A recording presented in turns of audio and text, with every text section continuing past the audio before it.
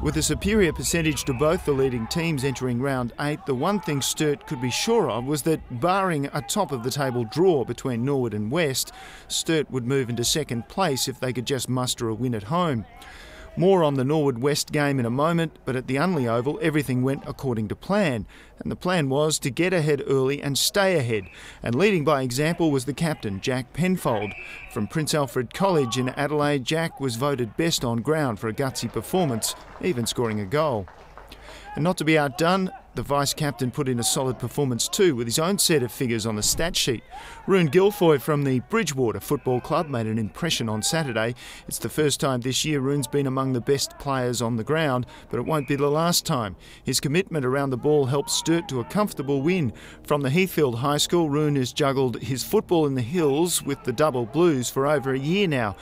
Coach Michael Borden is more than happy for him to call Sturt home after a performance like this. Scoring goals for Sturt was Elijah Rupcic. From Mount Barker, Elijah showed Australia his form from a very early age. Back in 2007, he was selected in the South Australian Under-12 state team.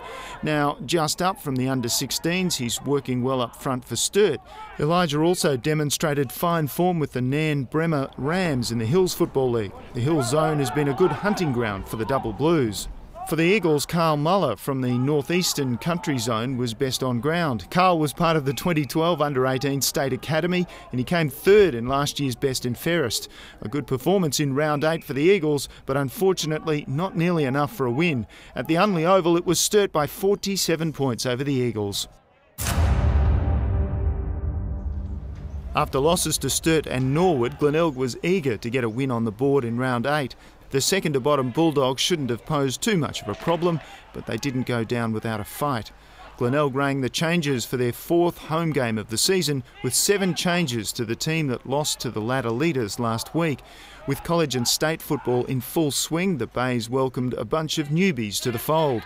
Lockie Medhurst, Glenn Sopper, Josh Woodall, Scott Abbott and Michael Galley all pulled on a Tigers Guernsey and set out to impress, and impress they did. Lockie Medhurst from the Glencoe Football Club in the Mid-South Eastern Football League has until July to make a mark when the state team players return. He set about it in style on Saturday with 7 kicks and 10 handballs, but it was his work around the ball-ups that stood out with 18 head-outs for the day.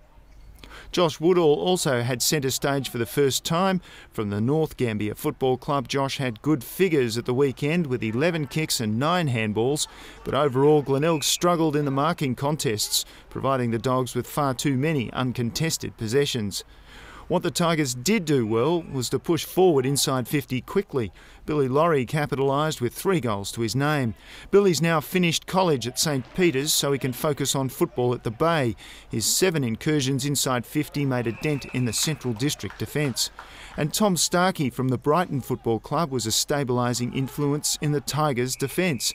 His 11 rebound 50s kept Glenelg in the contest when the Dogs put in a big final quarter effort, eventually beaten by the clock. But for the efforts of Central's Tom Ryan, easily the best on ground across both teams, this match would have been over early. But Tom's aerial supremacy provided a platform for Centrals to move forward, allowing Jake Huggard and Brandon Rigney to take the contest right up to the final siren. But the siren came too soon for the Dogs. Another 5 minutes and the result may have gone the other way. But we'll never know because in the end it was the Tigers by 12 points over Central District. Port Adelaide came to the Prospect Oval with a top 5 place on the agenda. Only a win would do, but wins have been few and far between, only 2 in season 2012. Coach Julian Farkas welcomed a crop of under-16 players to the fold, no less than 12 available to him now their season is finished. Best on ground for the first time this year, in his first season with Port Adelaide, was Alex Barnes. Over age and over size, you don't want to get in Alex's way. Pretty well fully recovered from back stress fractures that kept him off the cricket pitch last year, he didn't look hindered on Saturday. His improvement this season has been extraordinary, and you can bet Alex is looking back at the DVD to see his 5 goals, the first time he's kicked 5 for Port. And this one in the first quarter is definitely worth a second look. Also kicking 5 for the Magpies was Tynan Keeley. Also a keen cricketer, Tynan kicked 32 goals for the under-18s last season. We're only in May and he's already kicked 24 this season. Go for 100, Tynan. There's plenty of the season left. Jake Johansson's not in the team to kick goals, even though he's already kicked 15 of them. The small defender from the Henley Football Club is still under 16 and he's been moved into the midfield full-time. Most weeks you'll find his name listed among the best on ground, and today was no exception. His work around the ball was once again outstanding, and yes, once again, he got a goal. Before the wheels fell off, North had looked more than competitive in this contest. At the first break they were in front and they could have extended their lead, but they didn't. But it wasn't a total capitulation. A good performance from Joshua Pobke from the Hope Valley Football Club gave the home crowd something to cheer about. In his first game for the Roosters under-18s, he set the bar for his brother to aim for. In his third game at this level, Jordan Pobke, also from Hope Valley, welcomed his brother up from the under-16s, but unfortunately they celebrated with a loss. The Magpies too strong, winners by 46 points over North. The big battle for top spot was at the Richmond Oval, unbeaten at all levels, and with the under-16 team about to beat Glenelg in the grand final at Football Park, the pressure was on the Redlegs under-18 team to keep the party at the parade going. But the pressure proved too much, and it was the Bloods taking first place on the ladder. The losers would slip to third. It's only when you analyse West's performance that you really see what a gutsy effort it was. Losing Mike Sumner to an ankle strain in the first quarter, and then Kane Mulvaney, who pulled a hamstring in the second quarter, the Bloods were down to one player on the bench. It would take sheer hard work and some clever rotation to win this match. And once again, West relied heavily on Ryan Dykesman from Cabra College. He was forced to work hard all day, but his speed never faltered. Around high 42 disposals, a credit to his work rate, and little wonder that he picked up the MVP award for round 8. And in his 50th underage and reserves match, Reece Smelt gave everything he had and a bit more. His on-ball role enabled him to notch up 18 kicks and 7 handballs. His intuitive use of space kept him away from the contested marks, but always finding the ball.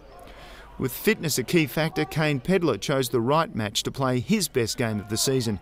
Kane took a dozen uncontested marks along with 20 kicks and 10 handballs to make sure Norwood never got a chance to get going. For the Redlegs, Matthew Fogden did his best with almost a flawless performance across the midfield, while Tom Driscoll battled hard up front, kicking nearly half Norwood's goals by himself.